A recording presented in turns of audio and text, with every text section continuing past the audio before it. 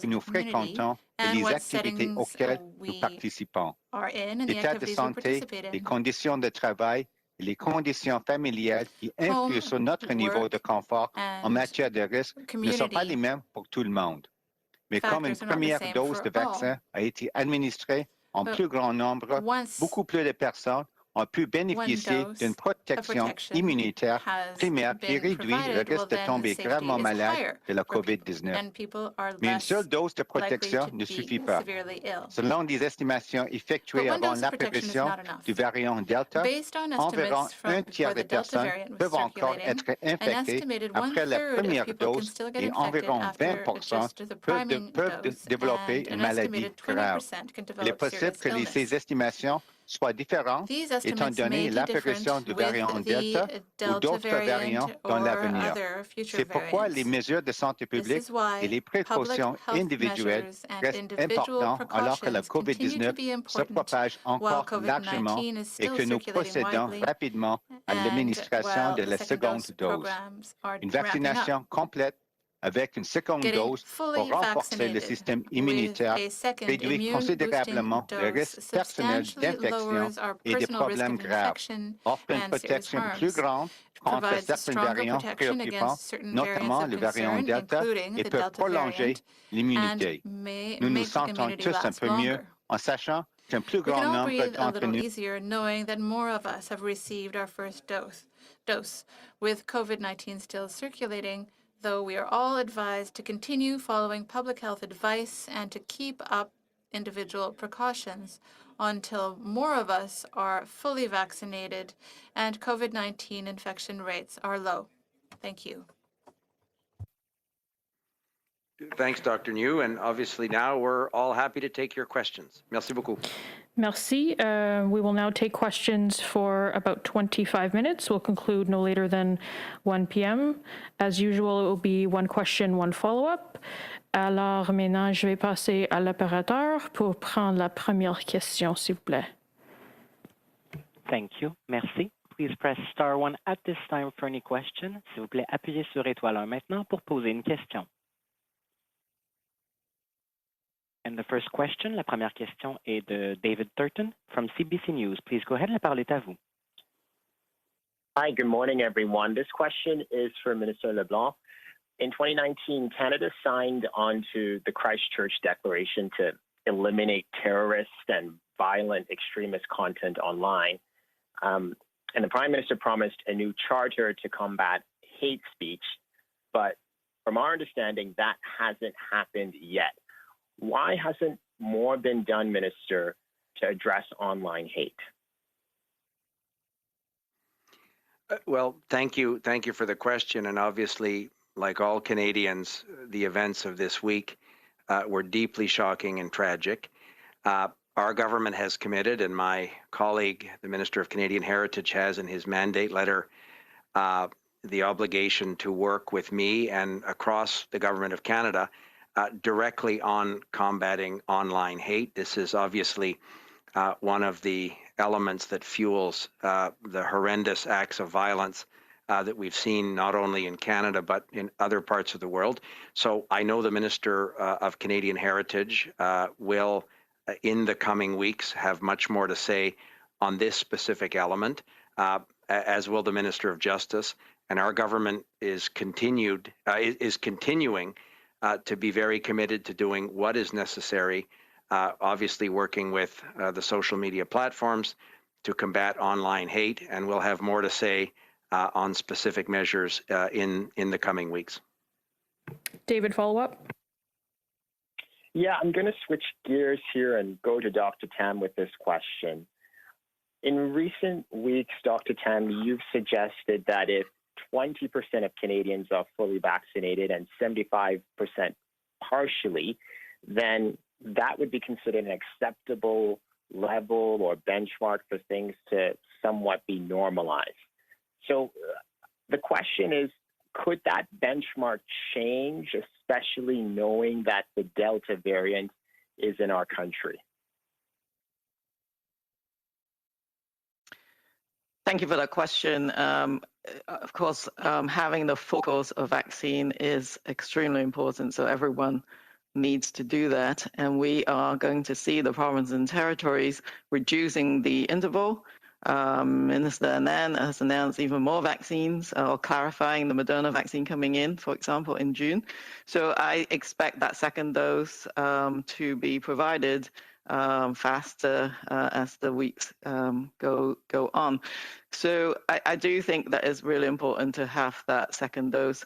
But you know, if you take into account various indicators at the same time, not just the vaccine targets, but 75% first dose, 20% second dose, based on our modeling data, I think that is still going to be protective against hospitals from being overwhelmed. That was what our model looked at. So I think that estimate still holds, and that if the conditions are going in all the right directions, some provinces are easing their measures. If you have the Delta variant in your particular community, you have to be really careful what you do in between the first and second dose, for sure. We can't be too careful about that, and getting to 75% as quickly as possible is a reasonable target. Of course, I've also said shoot for the stars, go higher. You know, as much as we can, given that you know, we need to protect each other. There are people in the community that can't get the vaccine, for example. But I think, as Minister Haidu has pointed out, our border measures will take into account these kind of benchmarks, such as the 75-20, and where we're at with that, and then move on to assess the next phase based on these kind of parameters. It's Dr. New. Maybe I just to add to what Dr. Tam has said, as we've always said, it's not just the issue of, quote, vaccine coverage alone that'll determine, you know, at a local level what the public health measures can maybe be slowly let go. We've always said that we have to look at the epidemiological situation. So certainly the Delta variant comes into that, looking at sort of the community transmission aspect, looking at the healthcare system, the indicators in terms of hospitalizations, you know, how many people in the intensive care unit is the healthcare system being overloaded in certain parts of the country? Those are all the other factors that need to be closely looked at. And that's why we keep saying that you can't let go of the public health measures, both at an individual level as well as at a sort of a population level, as the vaccine rollout continues to unfold throughout the country. Thank you. Okay, we'll take the next question, please. Thank you. The next question. La prochaine question est de Mélanie Marquis de La Presse. Please go ahead. La parole est à vous. Merci. Question. Haidu, so a couple of things. The quarantine hotel disappearing, that's only for Canadian citizens, permanent residents, or essential workers. So nothing for tourists yet. And what about the types of vaccines that you require? So somebody who was vaccinated with the Sputnik vaccine or another vaccine that's not approved in Canada, is that person considered completely vaccinated?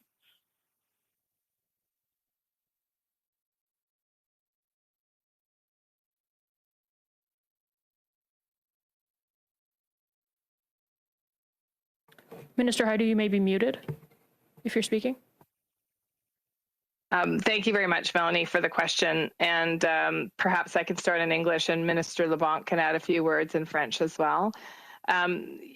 Yes, you're absolutely right. The requirement to stay in a government-authorized hotel is being lifted for people who currently have the right of entry to Canada. We're not changing anything yet on the right of entry to Canada, and the categories that are approved for entry right now will remain the same.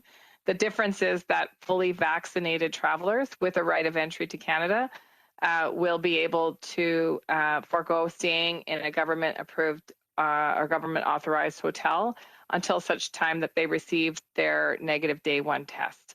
And that's the big change. And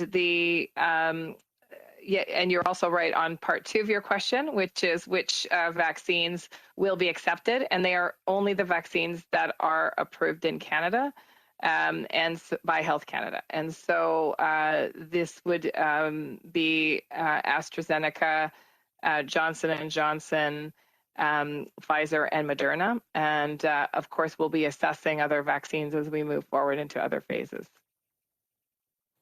Suivi? Sorry. Go ahead. Mélanie, peut-être je peux juste. Melanie, maybe I can, and I didn't want to cut you off, but we'll take your second follow-up question afterwards. But I would just like to reiterate what Patty Hajdu just said. So the changes that we are announcing today will be effective for those who already have a right of entry into Canada. So that's, Canadians coming home, permanent residents, and essential workers, foreign students, or new immigrants, but those who are fully vaccinated. So that means specifically vaccinated with vaccines that have been approved by Health Canada. There are 4 vaccines that have been approved by Health Canada. And so those people who are fully vaccinated do not have to stay in a government-authorized hotel to wait for the results of the tests that they must take when they arrive in Canada. The screening tests are still in effect. However, fully vaccinated people can quarantine at home while awaiting the negative result of their test on arrival. And they will be lighter quarantine then. Go ahead for a follow-up. I guess my follow-up would be for Minister Hajdu as well. You've heard people from the business sector, the tourism sector, who want the Canada-U.S. border to reopen as soon as June 22nd. And what they actually want is a plan as well. So how far along are you in elaborating on that plan?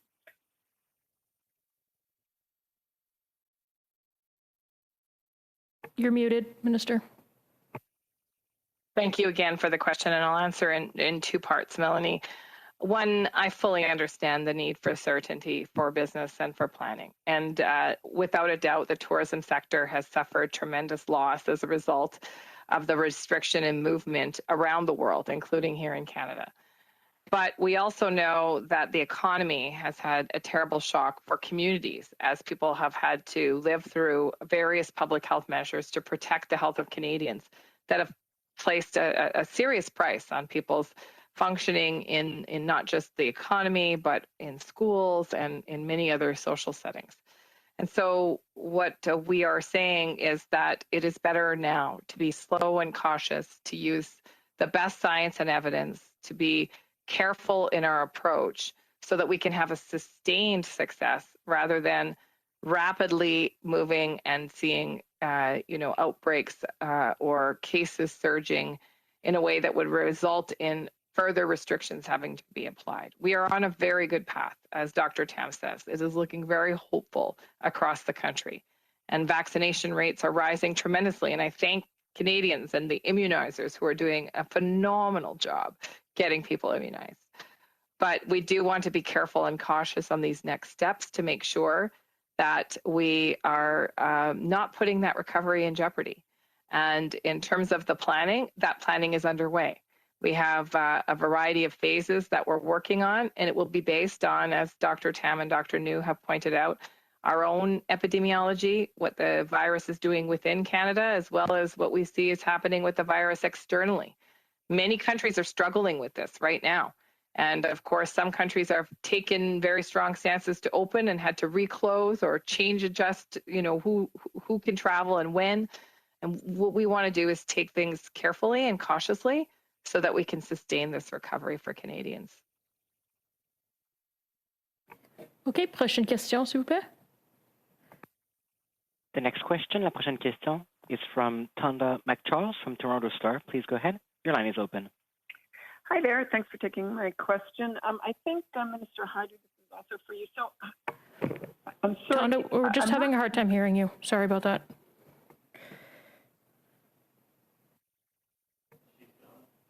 Can you hear me now? Yep. Yes. Can you hear me now? We can hear yes. Awesome. Thanks. Minister Haidu, I just want to be very clear on your timetable here. It's not clear to me because you said what is currently being considered as the first step of this approach, and then what the metrics that you're looking at are being considered as you move towards changes that you hope to have in place in early July. So do you have an actual start time when this very first step is to take effect? Well, thank you, Tanda. And we are still having conversations with provinces and territories as well to ensure that they're comfortable with this step. But we're aiming for early July. And I know that you would prefer a precise date, but we are working with CBSA, IRCC, and a number of other departments to make sure that we're operationally ready for this change. And so as soon as we have a confirmed date, we'll come back. But the general ballpark is the first week in July. And so that's for the fully vaccinated Canadian citizens and permanent residents. Do you have a ballpark for when tourists and business people may be able to move more freely without having to do the hotel quarantine and or the other quarantine levels? Is that late July? Is that early August? Is that... Well, actually, the metrics we're looking at are less date-oriented and more disease activity-oriented. And I'll turn to Dr. Tam in a moment, but it is really about making sure, again, that we can see that trajectory of less people getting sick, less hospitalizations, more capacity of provinces and territories to handle any outbreaks, and a confidence that the vaccination coverage here in Canada is going well. And as well, very closely monitoring how the virus is changing and shifting and adapting in other countries. We know that there are, on an ongoing basis, new variants that are developing that we know about and ones that we don't. And my goal as health minister is to make sure that we don't put any of this progress that we've made together, that has been hard won, by the way, on the sacrifices of Canadians and Canadian businesses and entire sectors. We don't want to jeopardize that in any way. So I'll turn to Dr. Tam to perhaps she can talk a little bit more about the deliberations that she's having with her colleagues. I don't have much more to add, but I think with the trajectory, at least on the vaccine target, we're on track for that 75-20 goalpost for eligible Canadians. The next goalpost on that front that we'll be assessing is around when we achieve the 75% to dose for the eligible population for vaccination. So that is going to be taken into account, and you can probably look at when we might get there based on your the vaccine supply, but of course it's also based on how many people actually roll up the sleeves and to get not just the first dose, but the second, and then all the other parameters that the minister has outlined as well. So, the first marker might be around the first week of July, and the next one may or may not come quite soon, depending on whether we meet some of those markers. Okay, we'll take the next question. Thank you. Merci. The next question. La prochaine question est de Raymond Sillon de TVA. Please go ahead. La parole est à vous. Merci beaucoup. Bonjour à tous. Thank you very much. I have a question for Mr. Leblanc with regard to the relaxation of measures you mentioned today. What proof will you ask for from travelers to ensure that they are fully vaccinated and therefore don't have to go to a hotel? Is there a vaccine passport or some kind of document for everyone that you can use? As I believe we have already been saying for a number of weeks, and you are absolutely right, the federal government, in partnership with the provinces, is developing a kind of vaccine passport for Canadians who will be traveling abroad and then coming home. We have been undertaking significant discussions with the European Union and with the United States, but Prime Minister Trudeau and the premiers of the provinces and territories have agreed on the importance of having a national document proving vaccination while respecting that medical record information belongs to the provinces and territories. But the specific phase beginning in July for Canadian citizens and others, well, in the coming days, we will be working with the CBSA, with the IRCC as well, who are responsible for passports. Well, we'll be working out that kind of technical detail. And we will be ready, if it does happen at the beginning of July as we wish, when the time comes, the border agents will have everything they need to ensure that there are temporary measures up until the national vaccination evidence or vaccine passport is ready. But all of those technical details will not prevent the measures from being applied, and everything, as we have said, will be based on scientific evidence. But in the next few days, we will be providing more details, either Minister Blair or Minister Mendicino, with regard to the technical aspects of vaccine proof. Follow up? So if I understand correctly, the vaccine passport could not be ready before the phase that comes at the beginning of July. Have I understood that correctly? Answer, that's right. Possibly the national vaccine passport that we will be undertaking in partnership with the provinces, it may not be ready 2 to 3 weeks from now at the beginning of July. However, we recognize that it's important to build the capacity of our CBSA agents so that they can decide whether a Canadian who's coming in from the United States or is coming back from a trip and is fully vaccinated to be able to determine whether they're fully vaccinated. And there will be flexibility at the time the measures we're announcing today are applied. We want to have flexibility for Canadians to show that they're fully vaccinated, but at the same time, we are working on a much longer term and permanent solution in the coming weeks as well. The next question, la prochaine question est de Ryan Tumulty from the National Post. Please go ahead. Your line is open. Yeah, hi. This question is probably for Minister Anand. I'm wondering, with Moderna's commitment to deliver 7 million doses in June, is that enough doses to have them reach their 12.3 million target for the second quarter?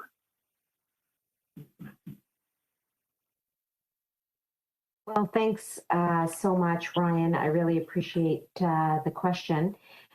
You'll recall that we had targeted to receive 10.3 million doses from Moderna as they revised that target earlier on this spring. And so, in fact, they're going to be exceeding the 10.3 million target. They'll be delivering in cumulative numbers 13.2 million if you take into account Q1 and Q2. And if you take into account Q2 alone, it's 11.2 million doses from Moderna. So in short, I want to say that we are very pleased that Moderna was able to commit to 7 million doses to arrive in the month of June. Of course, we are still pressing all suppliers to deliver more vaccines earlier. That's why we've been able to accelerate 28 million doses from later to earlier quarters this year. And we will continue to work all angles, not just with the suppliers, but also with the U.S. government in terms of additional supply potentially from them. So the bottom line is that our numbers for Q2, if that's what you're focused on, are not final yet because we're continually involved with negotiations on the supplier side and other sides. But I want to be clear that our vaccination rate has continually increased because of the supply of vaccines that has rapidly increased in the last weeks and months. We are focused on the delivery of vaccines from all suppliers coming into Canada. And in terms of confirmed deliveries moving to the end of July, 80% of eligible Canadians would be able to be vaccinated with the supply that we are bringing in. And that's confirmed deliveries. So I hope I've answered your question. If not, please ask me another one. Thank you. Go ahead with your follow-up, Ryan. Yeah, so I guess the 11.2 million, while great, is slightly short of what they promised. Originally, I know they revised that target. I'm wondering if there's any sort of penalty in the contract with Moderna for that. And I'm also wondering, with 7 million doses coming in such a concentrated fashion, is there any concern about, while it's a good problem to have, about provinces being able to handle that big influx of doses all at once? Well, I'll start, and then I'll ask Minister Hajdu potentially to speak, given that she interfaces with the provinces and territories more than I do. In terms of the contract with Moderna, their numbers were targets primarily, so they are not in breach of contract. And indeed, we should be grateful that they are prioritizing Canada for vaccine supply in light of the incredible global demand for vaccines that we are seeing across the board. The fact that they are allocating 7 million vaccines to Canada is indeed as a result of our continuing to press the supplier again and again for firm delivery schedules and firm numbers. And so that 7 million, Ryan, is a very good number for Canada, especially in light of global demand. And we'll keep working with the supplier to accelerate other vaccine deliveries into earlier quarters, as I've already mentioned. In terms of the shipments of the 7 million vaccines, these are going to come in 2 or 3 shipments. As I said, they'll be coming from the United States, and so those shipments cannot begin until Health Canada approval has been obtained for the new source of the supply. Once those vaccines come into the country, they will be rapidly and expeditiously deployed to the provinces and territories, of course, and we'll make sure that as little time as possible is spent on that process with our supplier, FedEx, that is providing very, very strong service across the country for us at the current time. Patty, do you have anything to add on the provinces and territories utilizing vaccines? I'll add a bit and turn to Dr. Tam. Actually, the provinces and territories have been working very effectively with the Vaccine Operations Center out of the Public Health Agency of Canada, and have a number of mechanisms in place to adjust for any delivery disruptions as well as delivery acceleration. So maybe Dr. Tam, I know you intersect with the Vaccination Operations Center more often than I do, and perhaps can say a little bit about the work. I think Brigadier General Brody may have more of that detail. We can get back to you. But based on what I know about the daily capacity of the provinces and territories to deliver, they are able to absorb that that confirmed delivery from Moderna, and they're not at their capacity as yet to deliver more doses. So again, I hope is Canadians being as enthusiastic as they have been to continue to access the provincial territorial programs. Okay, that will be the end of the press conference. Oh, sorry. Sorry, go ahead. Sorry, I was just going to add there, Ryan, that Canada has delivered 30.6 million doses to the provinces. The provinces have administered 26.5 million doses thus far. Thus, there is a spread between what we are delivering to the provinces and what they're utilizing. At the same time, however, we are hearing from the provinces and territories that they do want more and more vaccines. They would like to open more clinics. They would like to stock their clinics with more vaccine.